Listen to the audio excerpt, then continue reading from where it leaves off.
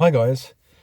Well, today's video is the first in a series of videos about the Tao Te Ching, or some people call it Tao Te Ching. The first verse of the Tao Te Ching is unbelievable. The first verse just blows your mind. So the first verse is Dao ke Dao, Fei Chang Dao, Ming ke Ming, Fei Chang Ming. I've said that in my terrible Chinese. So any Chinese guys, just time out. I'm not Chinese, but yeah. So Dao ke Dao, Fei Chang Dao, Ming ke Ming, Fei Chang Ming, and it roughly kind of means, I think, the way that can be trodden upon is not the real way. The way that can be, the way that can be named is not the real name, or the name that can be named is not. But what it kind of means, sorry, I forgot. What it kind of means is that ultimate reality or God cannot be grasped. That's what it means to me. So the way that can be trodden upon is not the real way. So if you say Christianity, this is the way, or Hinduism or Muslim or whatever, this is the real way. Maybe it's part of the real way. But the idea is that God is like a floater in the eye. The more you try and chase it, the more it moves away. You can't. So the idea for me is that you can't pigeonhole God and say this is God, because the more you try and pigeonhole God, God will move away. And it kind of makes sense, because God isn't here or there. God is everywhere. There's nowhere that God cannot be. So, and the name that can be named is not the true name, or the real name, or the ultimate reality. So if you say Jesus Christ and our God, this is God, well, maybe that's not right, or not it doesn't show the complete picture. It's not the ultimate truth. Allah, if you say this is the real God, well, maybe not. I don't know.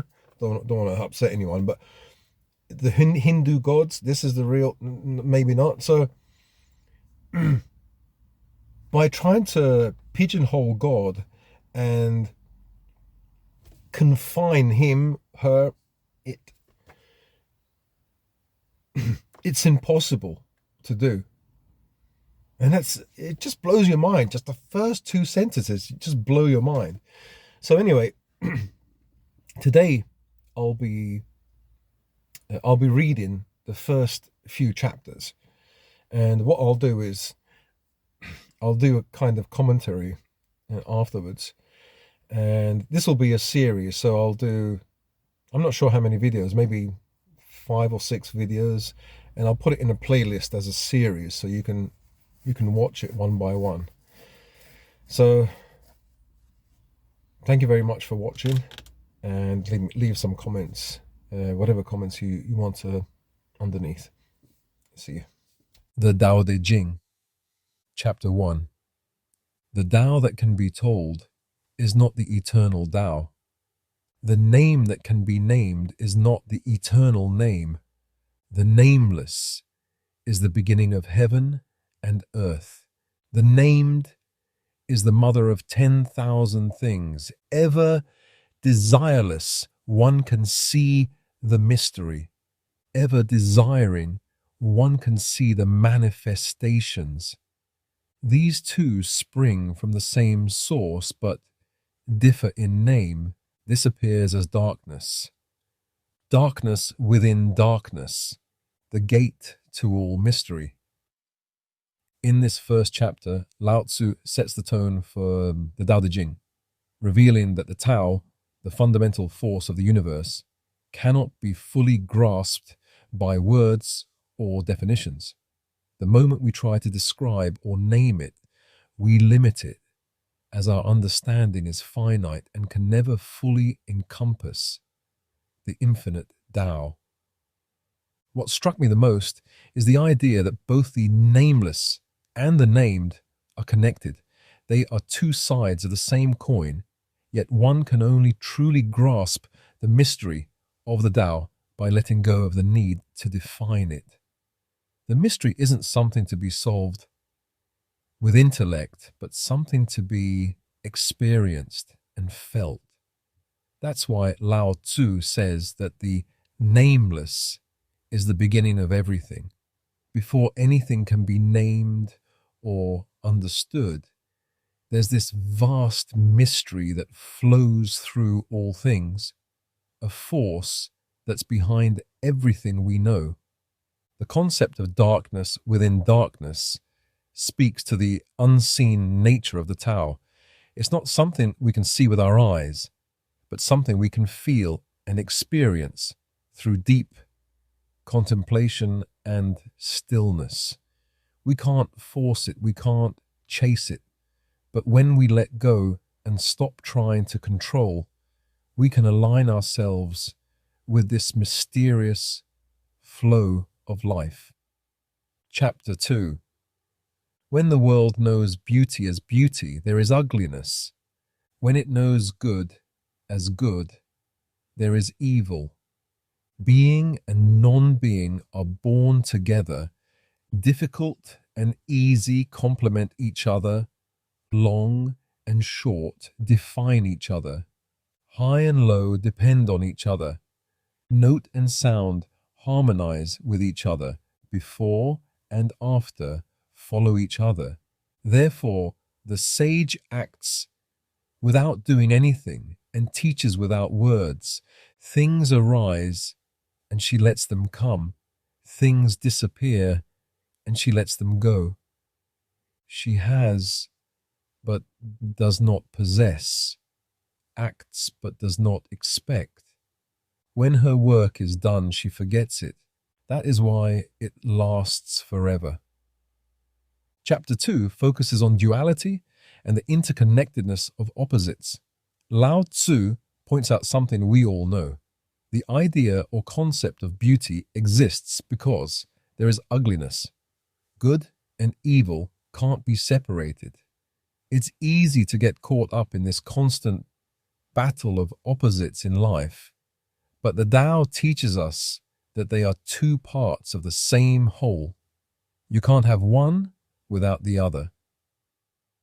What resonates with me here is the teaching of the sage who acts without expectation. It's like the idea of letting go, not forcing things to go a certain way. In our modern world, where we're taught to always control, the wisdom of simply allowing things to unfold is powerful. The sage teaches without words, which shows that true wisdom isn't about what we say or do, but about being aligned with the flow of life.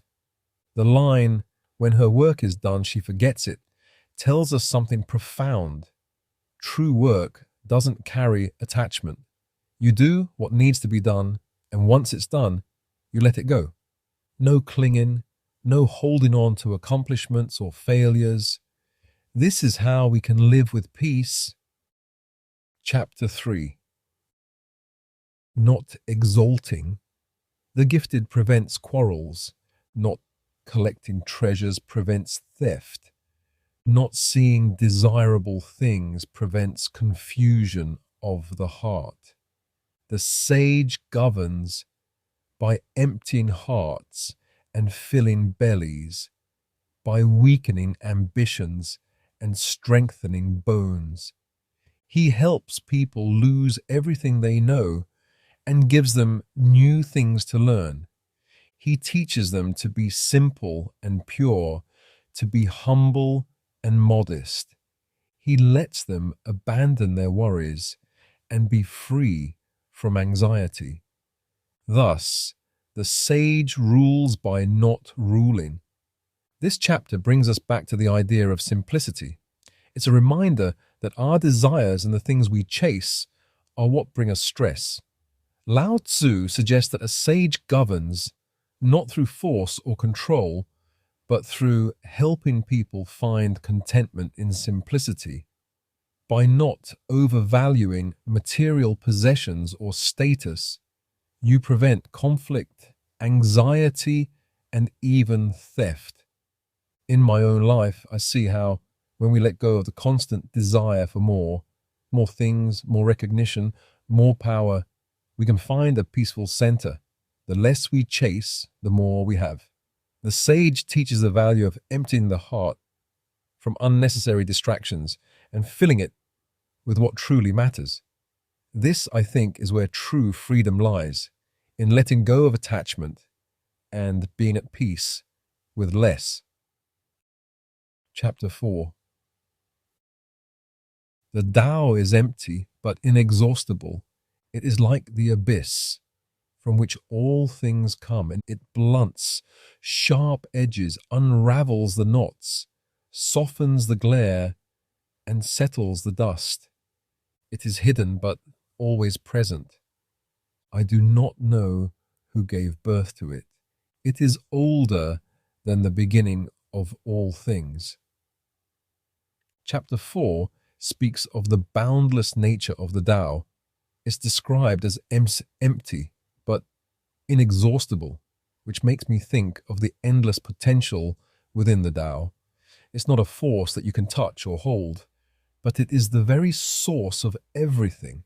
It gives rise to all things, and yet it remains unchanged, untouched. Lao Tzu tells us the Tao blunts sharp edges and unravels the knots. It smooths out the rough patches of life, like water wearing down stone.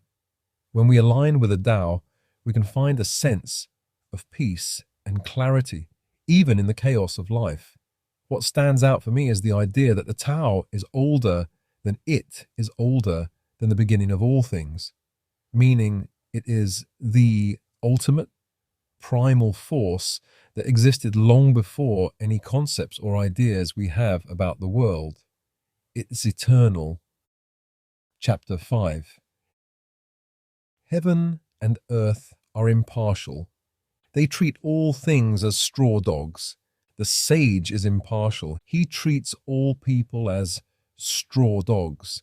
The space between heaven and earth is like a bellows. It is empty, but it is inexhaustible. The more it is used, the more it produces. The more you talk about it, the less you understand. Hold on to the center. This chapter highlights the impartiality of the Tao. Lao Tzu likens heaven and earth to straw dogs, which in ancient Chinese ritual were used in ceremonies, but were treated without attachment or importance. In the same way, the sage remains impartial and detached from judgments about people or things. The idea of the bellows is powerful. It's empty, but infinitely capable of producing when used. It's a metaphor for the Tao itself, which is endless in its ability to create. But when we try to label or control it, we lose understanding. Holding on to the center, finding balance and focus amidst the chaos, is the true way of the sage. It's a reminder to find that still point in the middle of the storm where peace and clarity exist. Chapter 6. The spirit of the valley never dies. It is called the mysterious female. The gateway of the mysterious female is the root of heaven and earth. It is continuous and seems to never be used up. Use it, and it will never fail. The spirit of the valley represents the feminine principle in the Tao, something that is quiet, receptive, and endlessly creative. Lao Tzu speaks to the power of this mysterious force that sustains all life. It's the root of everything, the source from which everything arises. There's something incredibly powerful about this kind of quiet, subtle force. It doesn't force, it doesn't rush, but it is the very foundation of the universe. This speaks to me about the power of stillness in creation. Sometimes in our rush to do and create, we overlook the power of simply being. The Tao teaches us that true strength comes from quiet, from patience, and from trusting that the universe will provide when we allow it to. What we've seen in these first chapters is the foundational idea that the Tao is beyond words and definitions.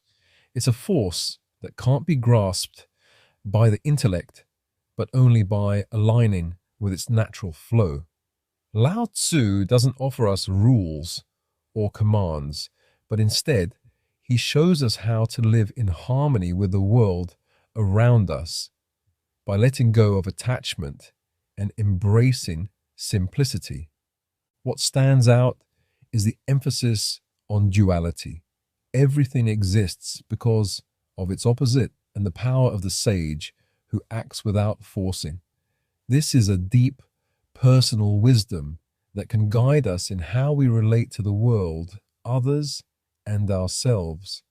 When we stop trying to control everything and simply let things unfold, we tap into a deeper, more profound way of living.